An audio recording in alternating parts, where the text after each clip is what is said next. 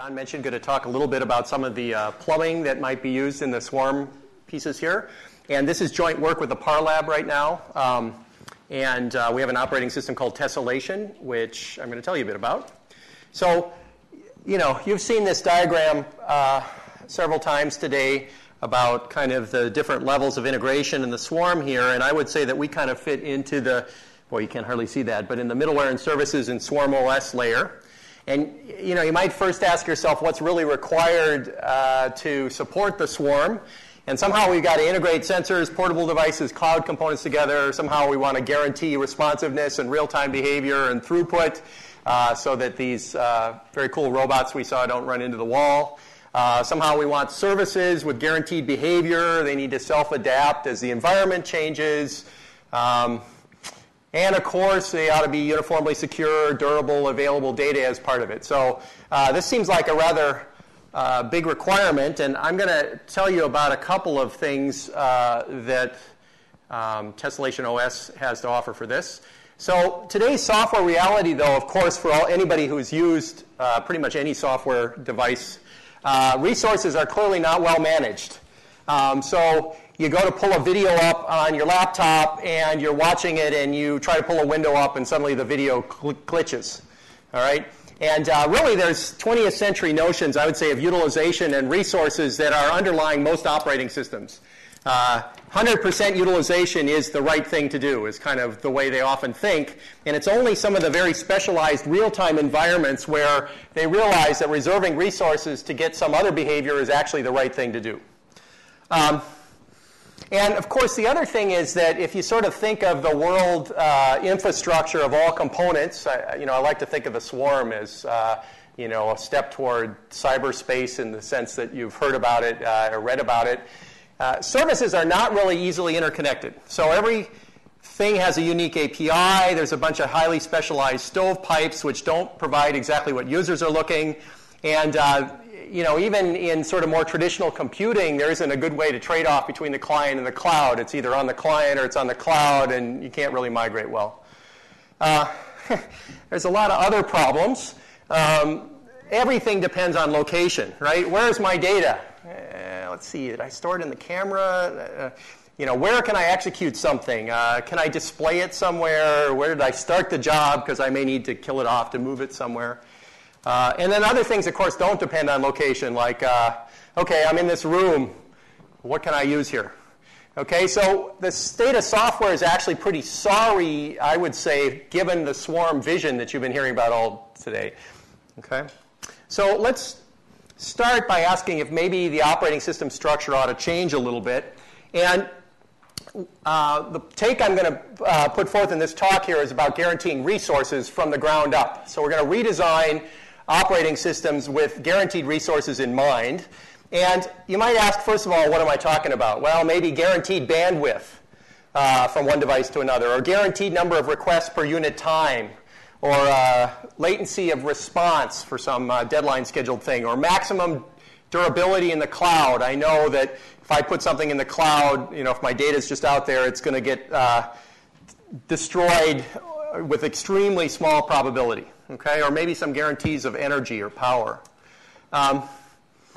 You might also ask yourself what level of guarantee, and of course, if you're in hard real-time computing, oftentimes the level of guarantee is extremely hard. Okay, and I'm not really talking about that. I like to talk about firm guarantees. Okay, they're with extremely high probability, but maybe not perfect. And of course, what does it mean to guarantee resources? You could imagine some sort of service level agreement between, I don't know, the robot and sensors or something like that, okay? And we're examining SLAs of that nature. Of course, the immediate problem that comes to mind with this viewpoint is what I call the impedance mismatch, which is it's very easy to say, well, from the underlying system, I can guarantee some resources, processors, memory, but the programmer wants frame rate. How do those relate, right? And so that's the impedance mismatch. And so any system that claims to be general enough to, say, handle the swarm but doesn't address the impedance mismatch problem is probably not a real solution. Okay. So I'm going to tell you really quickly, here's a way of guaranteeing resources in tessellation. We do something called space-time partitioning, and this is a graphic representing a multi-core chip, which we've divided into partitions of processors. And using a combination of hardware and software, we make sure that those boundaries aren't breached. And when you're guaranteed so much processor or so much memory, you get so much processor and so much memory. Okay? And of course, you don't really want that kind of hard boundary. You really like something more like what we call space-time partitioning, where there's a little variation over time so that you can reuse processors. But the important part here is that it's predictable, so that you know exactly how much of a slice of a processor you're going to get, so your scheduling algorithm or your real-time algorithm can really do what it's expecting to do. Okay? And if you think about it, this is very different from normal scheduling in regular operating systems. And behind this, so that was just an example, but sort of more in general, we have this new OS primitive, which we call the cell. And the idea is that a cell here, as you see on the right, is a software component that has some number of address spaces, has resources, the ability to checkpoint and restart itself, user-level management, and so on, all kind of in a little component that's not a box. It's actually a cell within a system, maybe virtualized like I showed you earlier. So some of the properties is everything's running at user level. It's got guaranteed resources, explicit security context in which it can run. I'll tell you a little bit about that in the questions if people ask. Knowledge of how to adapt itself under various circumstances. Checkpoint restart, allowing it to either be restored on failure or migrated. And the execution environment is explicitly parallel, as you see there. It's got QoS guarantees that are built in, some combination of hardware and software, and then it's got a trusted hardware base that allows you to deal with encryption keys and make sure that your data is truly safe. Okay? And then a set of secure channels for connecting to other cells.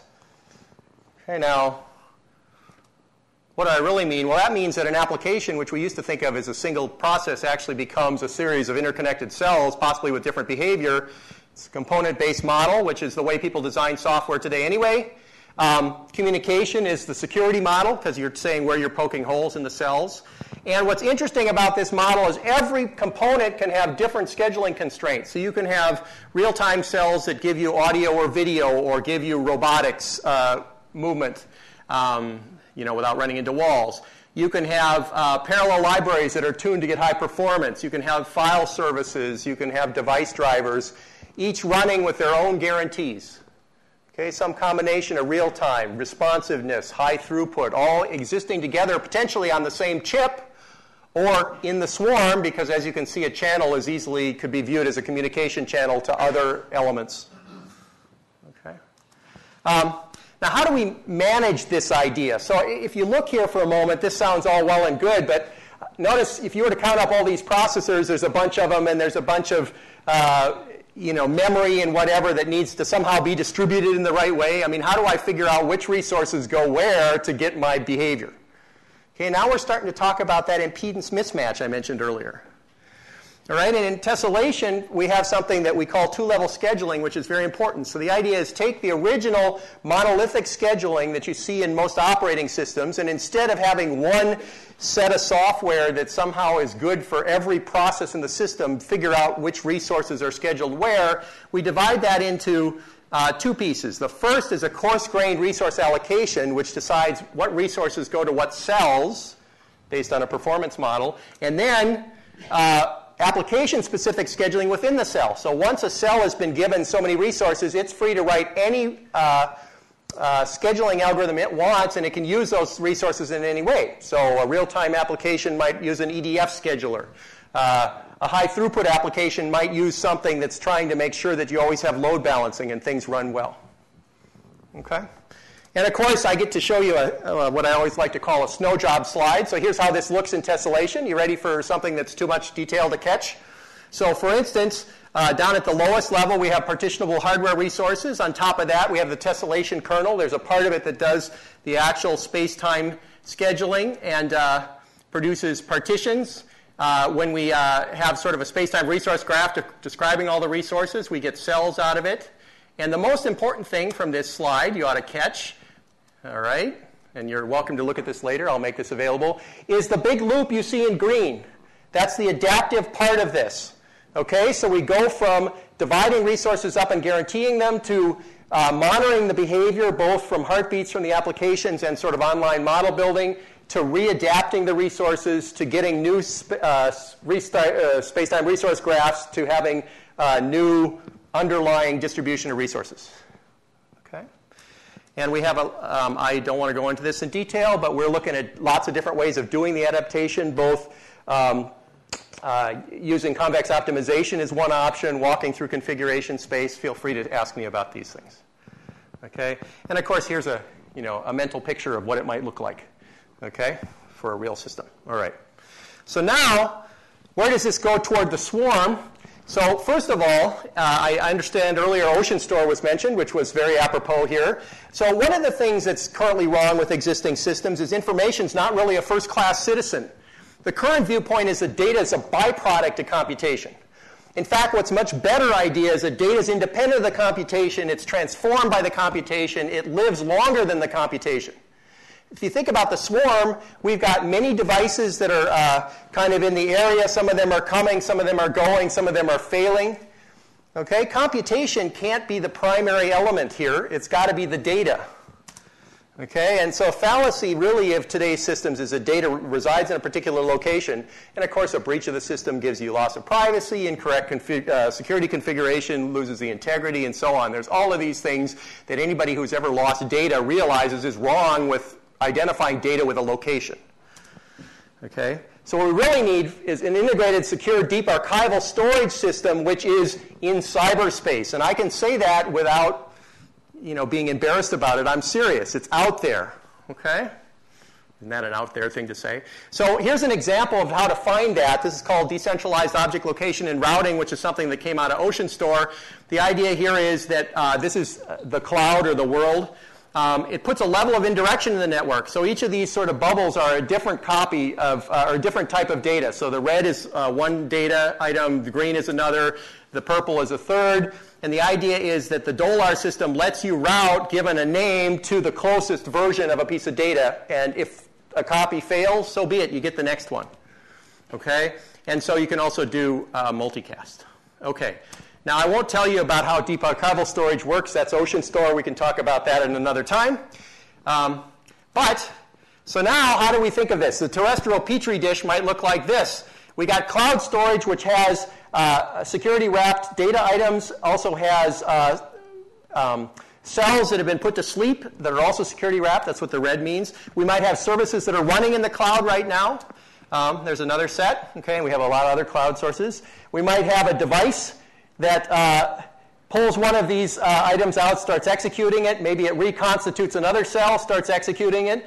Maybe it decides to actually use a service. And when we're done, we have a running system, okay, that's using resources, that's migratable, and so on. Okay, so I've now run out of time.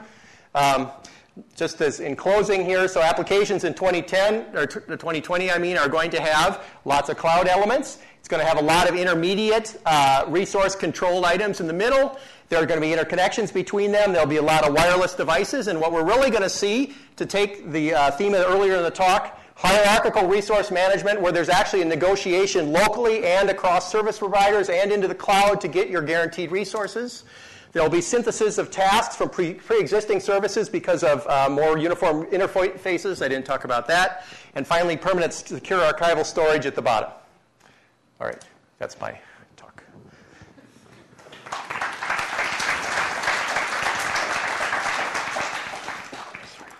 Thank you, QE. And any questions? Yes, John. The stuff with the feedback, yes. Anything, does that work?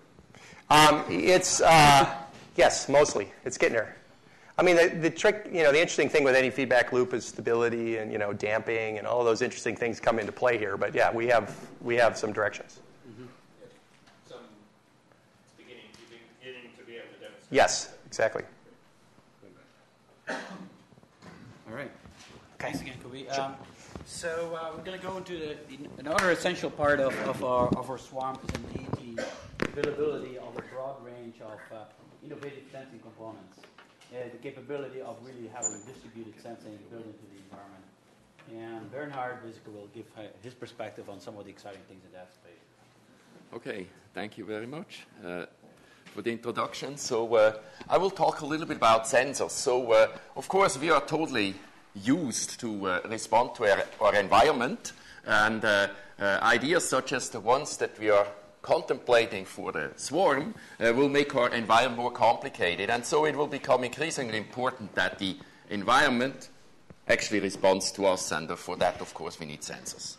First we'll talk a little bit about existing sensors technologies that are well deployed, especially inertial sensors, and then we will look at 3 ideas that we are currently working on: free space, ultrasonic sensors, 3D laser imaging, and wireless charging that leverage what we've learned from sensor technologies towards new applications.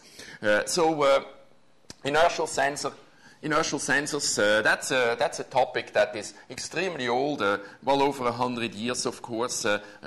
Primarily first used for navigation, but then it found use in crash sensors, now user interfaces, gaming, and so on. For us, it was important because this was the technology that we sort of could develop, that now we can build other sensing ideas on. What are the characteristics of the technology, in particular the MEMS technology that we developed in order to solve the inertial sensor requirements for the applications that I mentioned?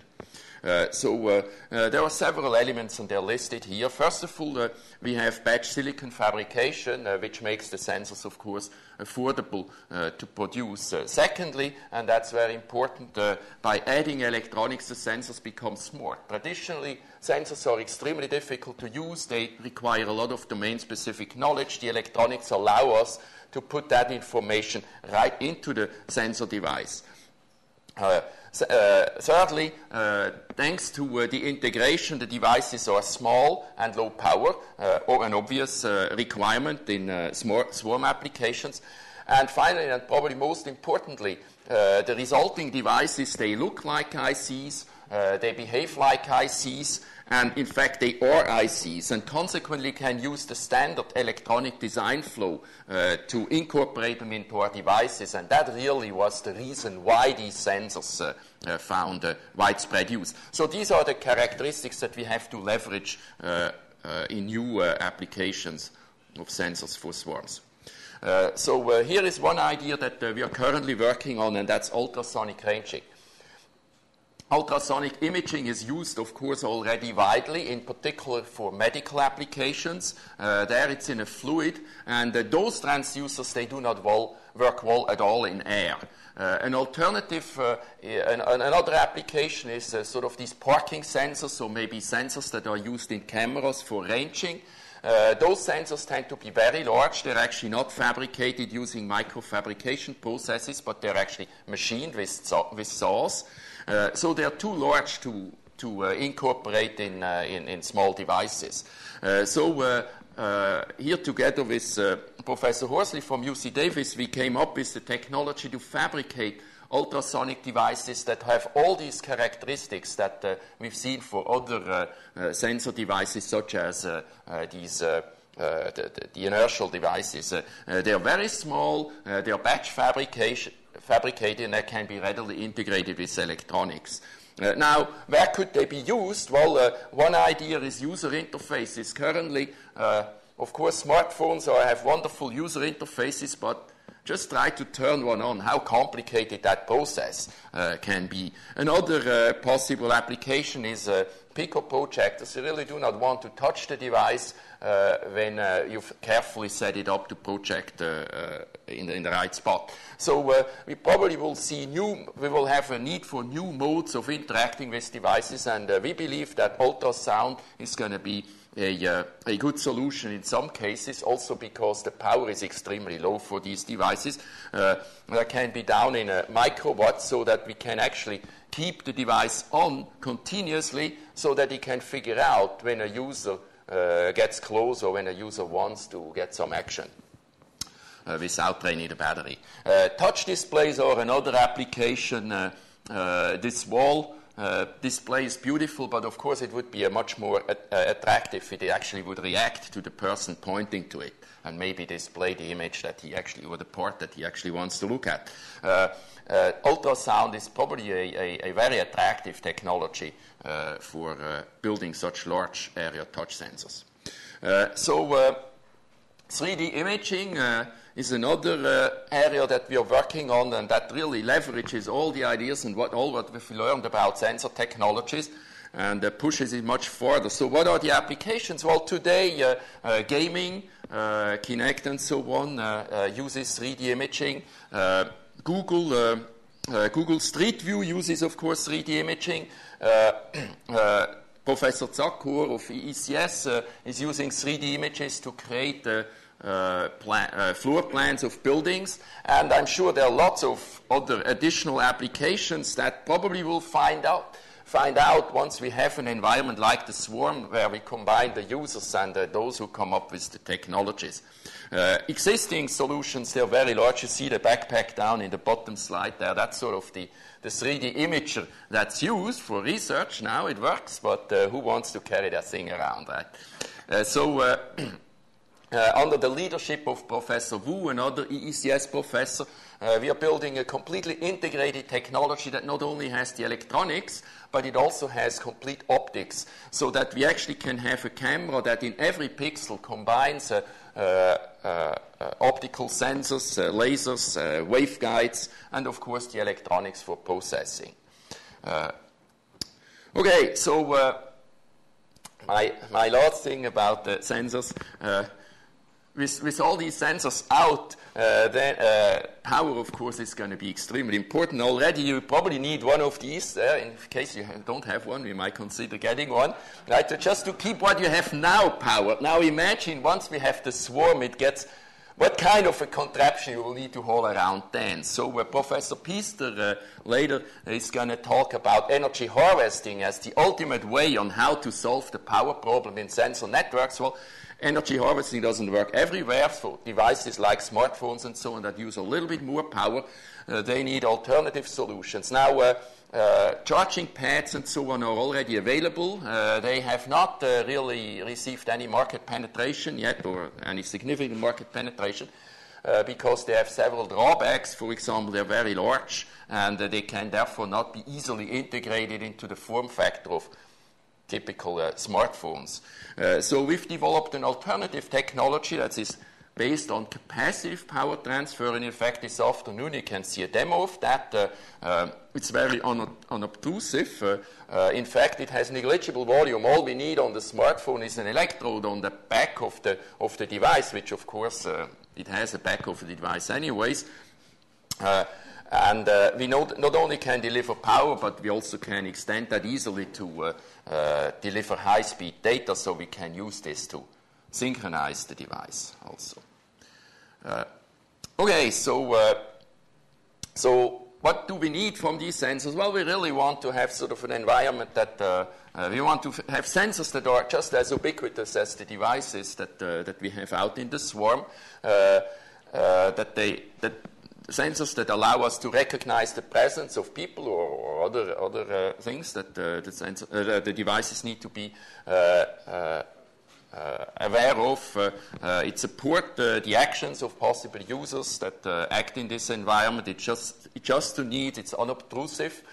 Note that I didn't mention anything about technology for sensors. Here we sort of assume that's a given, and much like many engineering solutions, a good solution is one that completely disappears. One of the things that we hope to accomplish with the swarm is by combining the ones who the users of the sensors with the ones who create the sensors. We will come up with new types of ideas on what kind of devices we want to build and how to build them. Okay, well, thank you.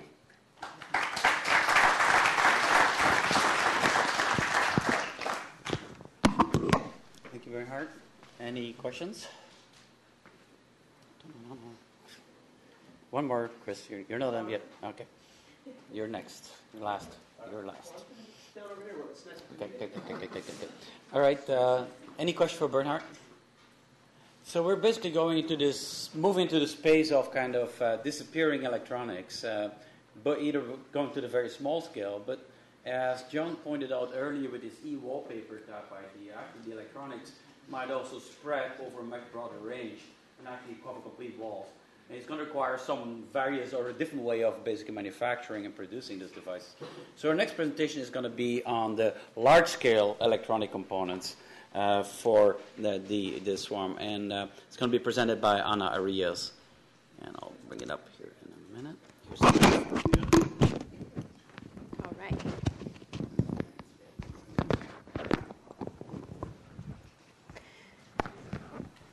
Okay, good morning.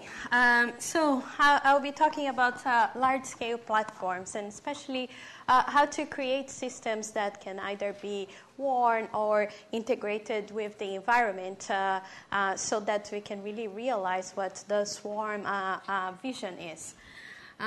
So how does this fit into? It's really a mixture between this distributed sensor control platform and innovative devices and materials. You'll see that the technology that we have today may not do all the work that we need in order for the swarm vision to happen, especially when it becomes with how humans really wear devices that are going to communicate with the environment where we are at. So one of the ways of achieving that is really to create a completely new set of electronics and sensors that will allow wearable devices to happen. And these wearable devices can just be for communication with the environment, like the wallpaper concept, but it can also be a device that is measuring physiological parameters to keep track of our health. So the idea here is by using new materials, new electronic materials, that can be processed in a different way, not in the conventional silicon or inorganic materials way. We can go from the fabrication process where we have photolithography, which is a very materials-consuming process, very good process, very efficient, but it consumes a lot of materials and it has a lot of deposition steps, to what is the holy grail of electronics fabrication, where you deposit the material and pattern the material at the same time. So there's no waste of materials, and this becomes a much more flexible way of designing electronics, because now you are patterning everything in a digital way. So your design is not fixed. You don't have a mask like you have in photolithography. You just have a design in your computer that you can change as the application changes. So where this technology has been applied so far, it was mostly displays. Displays require large area, large pixels, and also has a large market. So a lot of the researchers concentrated on here, including myself. And it's actually a great area to work on, because our eyes are so good that we can judge the technology just by looking on how good the displays look like. And here, what I'm showing you is just an example of a backplane for a display. Basically, you're just switching the pixels to display the picture that you want, where you only use 4 layers, 4 steps to pattern a backplane that can change electronic media, like the one that is displayed up there. That is an application or a demo that was made to integrate a ski map to a ski jacket. So the media is the same media that we use in our ebook readers. So it's called e-ink, and it has high contrast between black and white. And the backplane in that case was also flexible. So it doesn't matter if you fall or wherever you are, you can download an updated map, and it's something that you are wearing. So this is something that is started happening already. Here I put a picture of a flexible backplane just so you get an idea of how things will change. Here we have a chunky display, and there the backplane that we have, it's really lightweight, it's flexible, but it has the same functionality of what we have in our screens in our laptops. So the idea is to use new materials, use new manufacturing techniques that apply to large area, but really not compromise on the performance. You still need the system to perform accordingly to the application. So we moved a little bit more towards the system, an integrated system. A display is a good application, but obviously for our vision here, what we want is really a complete system where we have sensors and electronics and some data that either needs to be kept, stored, or transferred. So the example I'm showing here is it's a wearable device. This was made to monitor explosions, which meant that we had to monitor pressure, light, acoustic, and acceleration at a quite large range. But there were some very challenging things that we needed to achieve in this project. One of them was the cost. Each tape, in order for everybody to be able to wear that device and in order for the technology to be adopted, price was an important factor. And that's when the fabrication, this new fabrication and printing technologies played a role, because we were able to reduce the cost down to $1 just by changing the materials and changing the fabrication that we were using. This system was also, it was desired that the system only lasted for 7 days. So it was a disposable system where you may not use the cutting-edge photolithography process to fabricate the fastest electronics possible, because you really didn't need it. For that application, that was not needed. So this system really demonstrates how you look for the technology that is available to you to really achieve the goals that you need for that situation. So here, everything was done by printing, and everything was flexible, and we got pretty close to the dollar amount that was required. So now, what we are thinking, and here in the swarm vision, you really have to think, where is it that we really need flexible electronics? We need flexible electronics where the current electronics is too heavy, for sure. But when there is interaction with human body, flexible electronics is a must, because we are not comfortable wearing too many chunky devices. And we are not going to adopt this swarm idea unless the sensors and the electronics become part of our body and our clothes, or we are comfortable with it. So if you can design and you can work in the whole infrastructure like it's being described here this morning, where you have sensors that are worn by a human, but you have high-performance electronics integrated with that and high-performance sensors that can be small, and then the system is still flexible, transferring data and have all the support of the network, you can really envision what we are presenting here for you today. So, picking up on the technology, what has been developed on flexible electronics so far, or organic electronics, it was really displays. So OLEDs, we all heard about organic light-emitting diodes, which people were really adopting on displays. But since we already have that technology, we can start thinking differently. Do I really need to apply that technology only for displays?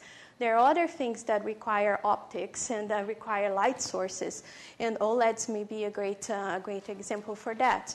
So here, what I described to you is just a way of changing the way a blood oximeter is made. Today, when we have a blood oximeter, we are a clip on our fingers or on our ears, and we have wires coming out of it, and you just use it in the hospital. Now, if we want to monitor our health and wear something that is telling us how healthy we are, we could actually just change the design and include more diodes, photodiodes, and change the way you think about the whole system to make it possible to wear that device. Inside the Swarm lab, there is what we call post-silicon lab. I'm sure we will work on this title, but I like to say post-silicon because it gives you the mindset. It's really thinking about how to make electronics and sensors differently from what we have been doing so far. Let's not think about what silicon can do, because silicon does things very, very well. But what else could we do that normally we wouldn't think about silicon? So inside this lab, we will be looking at different materials that are grown as nanowires. So there's nanotechnology, organic materials, or oxides that today can also be patented and deposited from solution. And look at several applications, and you can see here how all these applications that I point out here, coming from the manufacturing for large areas to energy on the photovoltaics, the electronic part of it, and also the display and some other applications. So it's really an idea of taking materials and new manufacturing to create designs, device designs that are different from what we know today.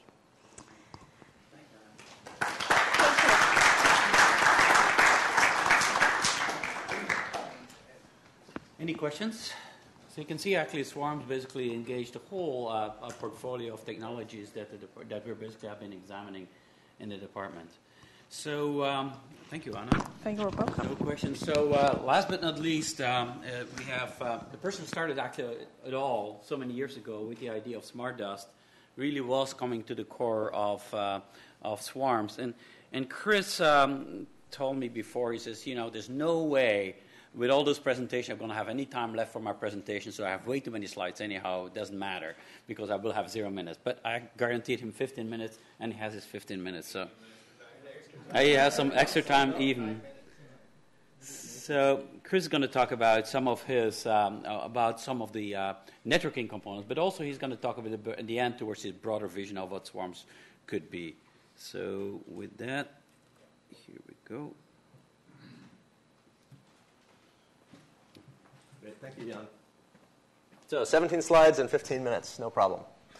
So I want to give you a little bit of a roadmap of what I'm interested in doing. You might characterize it from the mundane to the insane by the end.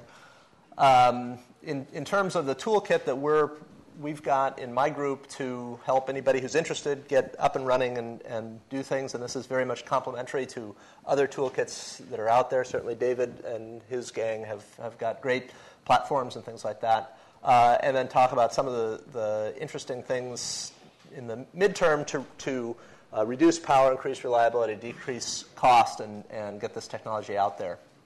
So I was recently, arm twisted into accepting the job of being the chair of the interop committee for IPSO, the IPSO Alliance. It's IP for Smart Objects. It's a group of companies that came together to push this.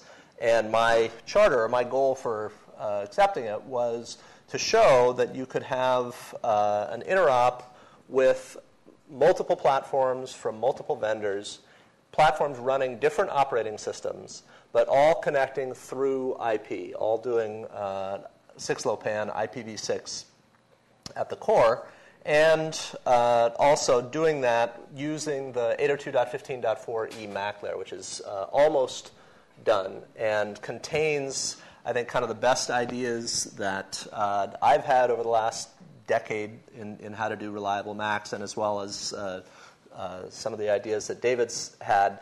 And those are different visions, but they're both way better than what anybody else is doing out there today. So we've got some choices now. And the idea is to have a complete stack through PHY all the way up through application, and get all of the hardware platforms working together. And that actually worked. I can't show you all the things that were on there because it's IPSO confidential, but these are the ones that I sort of have some control over. And in particular, the one that's maybe most important for this group is this little GINA platform here, which has most of the sensors that you find in a cell phone. It's got the accelerometers and the gyros and the magnetometers and the GPS and so on, and then the radio that speaks to the stack. So that's an open source hardware project that you can see at the poster session that my students will be talking about, running this OpenOS version of this communication stack in there.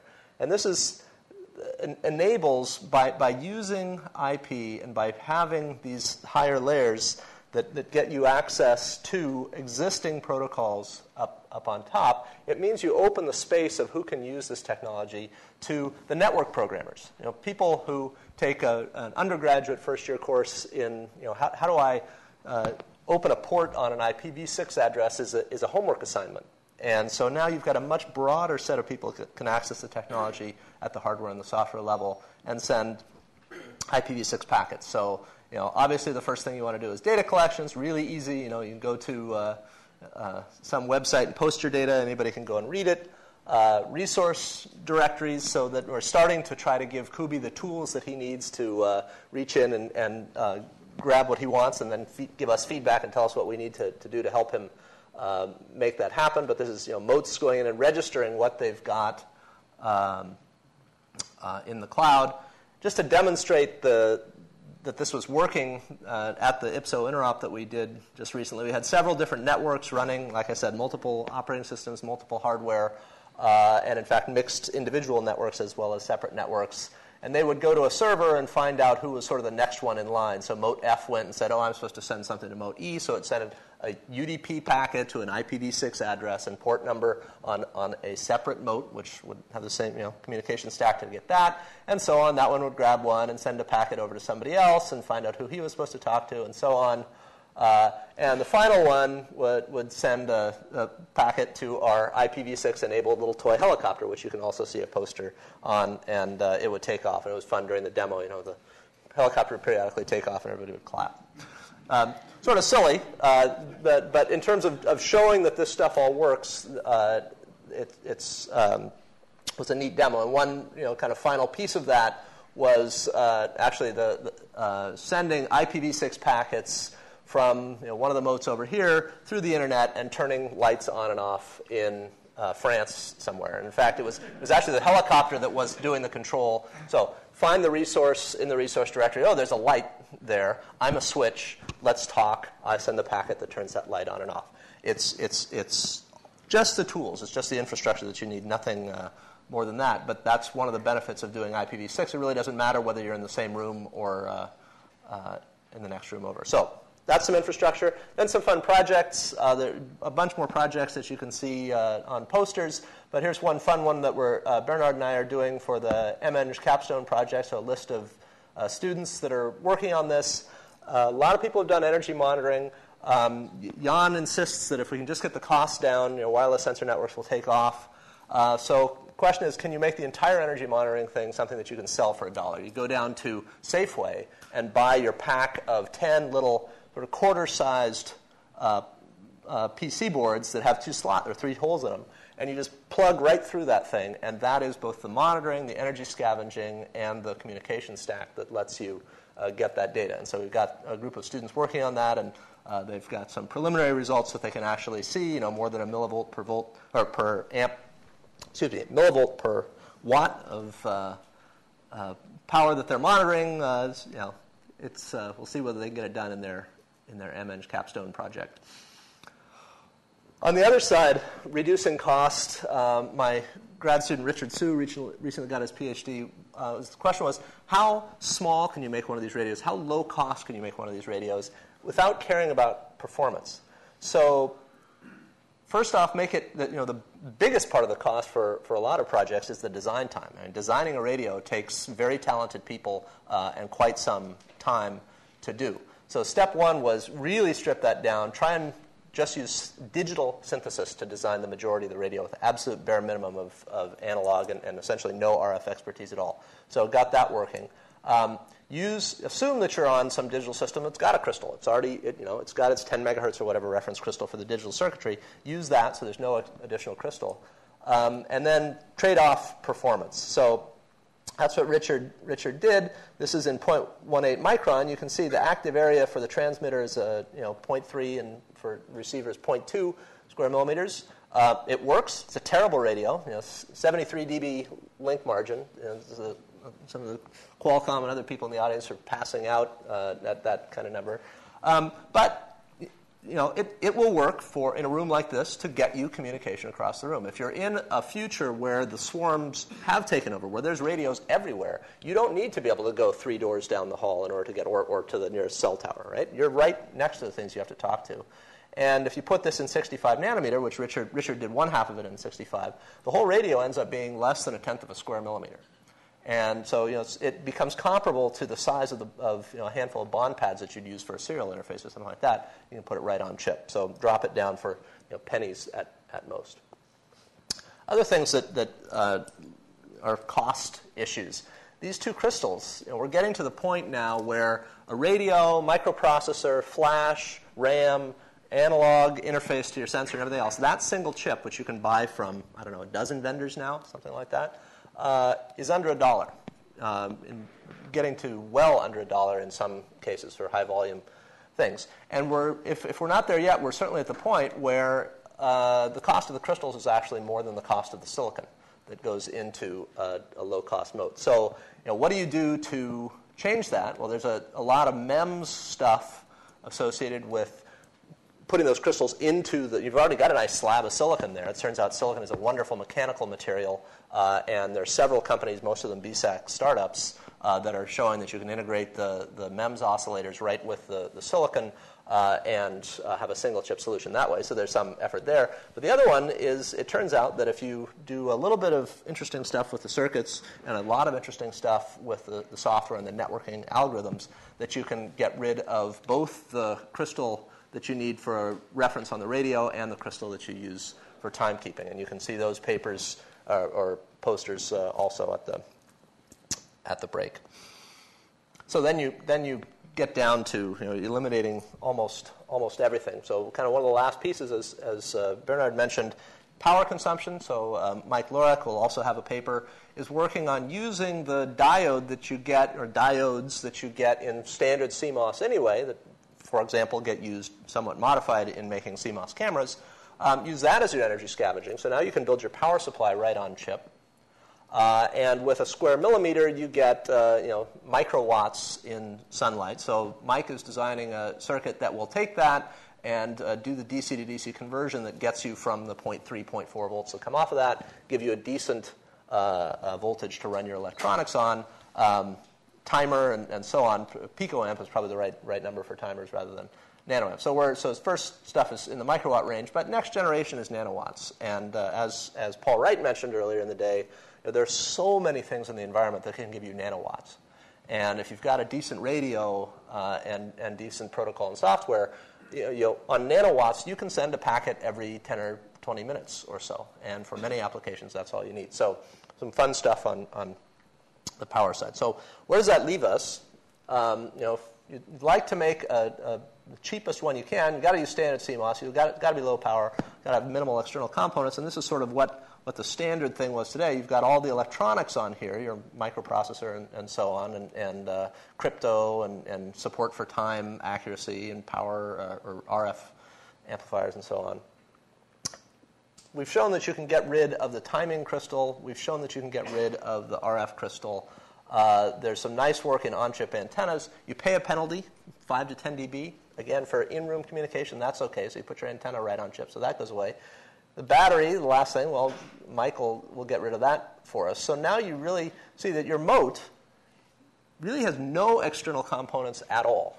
And you can imagine that this wafer full of these things comes alive in the final metal etch. And from the plasma's glow, these guys wake up and start talking to each other and sending packets back and forth. Have you been configured yet? I haven't been configured. Have you? So anyway, so that's sort of where I'm headed on the moat side. And why am I doing this? What I really like to get back to, what got me into the whole wireless sensor networking thing is because I couldn't get DARPA to pay for making my micro robots. So at UCLA, Richard Ye built this little six-legged robot. Each one of those legs has 3 degrees of freedom on it. And then up at Berkeley, a whole bunch of people, Seth Haller, Anita Flynn, and many others came together to build this little guy, which is about 8 millimeters long, that is 100 solar cells, 50 volts, CMOS brain, electrostatics, and so on to move the legs. And it actually, solar-powered robot push-ups. We showed that we could, in fact, not only make the legs, but we could actually make a completely autonomous little robot that was supposed to walk, of course, but push-ups were all we could get out of it. And so, so I had this decade-long diversion into going and building the brains of the bug and the stomach and the sensors and everything else. Sort of that single-chip moat is everything else that this guy needs to be able to do something intelligent. And so, why do I want to do that? Well, one of my favorite ideas is to mimic what insects do. Insects are great at building amazing, elaborate structures that are actually incredibly strong and relatively light for their environment. I think our insects will probably work with fancier materials and build things that look more like space frames than termite mounds.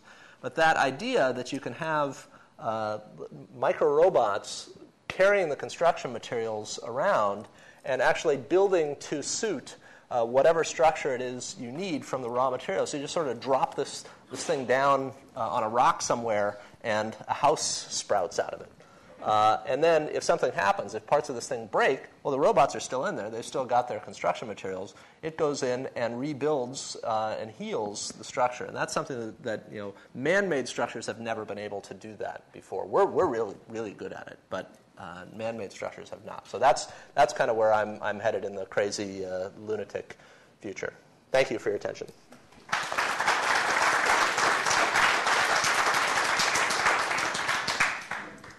Thank you, Chris. This really got us into real swarms, as you can see. Any questions? Beautiful. So we're amazingly on time. So let me talk you to some closing remarks before we go for lunch. So the key question is now, we've heard a lot of visions this morning, a lot of interesting presentations of what is possible. And some of you may ask us, what does it take to be part of this? What is the picture? What are the type of things that we can do? And so, as I said, today we're very honored to have basically and happy to have the opportunity to open up a space on the 4th floor of Quarry. And in the afternoon you will have a chance to walk through it and watch it. It's amazing, actually. We started this whole project in April of this year. I could see Paul Jacobs, CEO of QUALCOMM, basically hammering in the first wall, which was a very fun thing to do. But we're now about 7 months later, and the space has really turned into a very enticing area, open space that allows us to have students sitting there. We have labs that allows us to do measurements, but also do integration. And we have an area which we call the immersion space, where we really want to deploy swarms and play around with them in real-life settings. So again, we are very grateful to QUALCOMM for making this possible, both financially but also intellectually. They have been helping us to drive this vision very strongly. Now, this helps us to get started, and again, this afternoon you will see a lot of things already happening. But to me, to make it really happening in full, it requires a broad collaboration from a broad community, from both the application space as well as the technology area. And that's why I would like to partner with a number of you, companies, industrial folks out here, to basically make those things moving to the next step. And that's really kind of the vision of what SwarmLab is all about. Can we create an environment that's integrative, collaborative, interdisciplinary, to really make some of those beautiful things you saw today happening? So the operational model that we're envisioning, and it's something that is creation in motion, is really a consortium of UC Berkeley researchers, industry, and government. We have a number of faculty that are on the board of the center, but it's a very inclusive center in the sense that any faculty that feels she or he is involved in the activities can be part of the center. But the faculty directors will help us to a little bit kind of put directions and basically select among the many, many, many opportunities that are out there. We're also going to be assisted by Industrial Advisory Board. That's always important, having some of our key lead industrial collaborators helping us to say, now, this help us to basically get some inputs of what directions to go. It's a consortium model. It's obviously, if you want to be part of it, I think an important part of being a center like this and to make it work is that we have a set of resources for infrastructure. That's the key thing, having some staff that helps us. If you want to build stuff, you're going to have people that help you to do this. You cannot all put it on the shoulders of graduate students. Having some staff around that helps you to do so is important. Having us the capabilities to buy those cameras, buy all those devices, put them down, make it happen is important. And that's why I believe that consortium model is so important. Basically helping us to really build an infrastructure and environment that is really conducive to swarm development. And that's where I invite you all to engage with us in thinking process. Now, the research, as I said, is into integrative research. As you see on, I always show you a picture in the next slide. But if you look at Swarm Lab, basically it overlaps or interacts with a very large number of centers that are already available within the department and the college. We think about Citrus, we think about BSAC, BLRC, Power Lab, BITS, and so on and so forth. All of them basically adding parts to this puzzle. So it's an integrative type of center. So what I see as a key thing that Swarms can do is really say, we're going to be the integration center. We're going to take pieces from all those, the funniest, the greatest wireless technologies, the greatest sensors, whatever we can find out there, put the software layers that Kubi is developing, think about some of the applications, think about some of the user interface developments that Björn is doing, and putting them together in a number of interesting applications. And you saw a number of those this morning, the idea of personal swarms or neural swarms, empaths, individuals, support for individuals with disabilities, robot swarms, all those type of things are very much at our heart. So, and a key thing that we're very insisting on, if you want to have a collaborative model, we're going to basically be sitting in the Berkeley spirit. Berkeley spirit, if you develop software environments, if you want to basically create an open platform, which is the real goal of this center, open platform that's to be shared by all, it has to be open and public domain. And that's a very important thing that basically is behind all the thought processes of the center. Anyhow, it's a true multidisciplinary effort. I think this is all the speakers that I basically brought up this morning, as you can see, coming from a broad set of backgrounds. So that's a very important part, is that we're basically branching out to firstly any part of the department, but also of the college. And the other factor that's important is that C, as I already just mentioned, it really interacts with a lot of the centers that are already there. We're not trying to create the new technologies, we're trying to bring them together into interesting applications. So this afternoon, you will have the opportunity to see some of those things in action already. So let me explain a little bit the schedule of what's going to happen next in the next couple of hours. After this, we're going to start with lunch. And we're going to, as I said, we're perfectly on time, which is absolutely amazing. Self-synchronization works in Swarms. So we have lunch till about 2 o'clock. We're going to start then with poster sessions, which are just going to be outside here, between 2 and 3. And then after that, we're going to start moving to the 4th floor of the hall, where around 3:15 we'll have the official ribbon cutting. You all have the opportunity to walk in the center.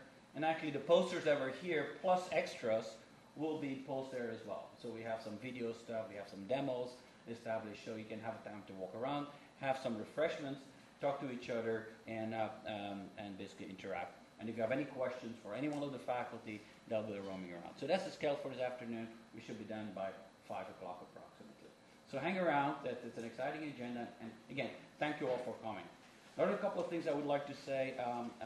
I have to thank a number of people, a number of our staff, both from the college as well as BLRC, have been very instrumental in making this day happen. Olivia and Leslie have been on the fly recruited together with Ken to make basically the session happening. Oh. Yes, absolutely. That's the dean says basically, hey, join the center, and I this is the invitation which is out there, but let's discuss that obviously. So the other people that I would like to thank is Scott McNally and his crew. As I said, we had in April we broke down the walls And 7 months later, we're all done. We're basically in budget. We basically managed to, and then you will see it's a very nice setup, a very nice space. And right now, this is a set of blank walls. That's what I see in some sense. We have a lot of things happening. I think in the next couple of years, with your collaboration, and that's it, we basically we write some history on those walls. That's what we'll do. Thank you all for coming.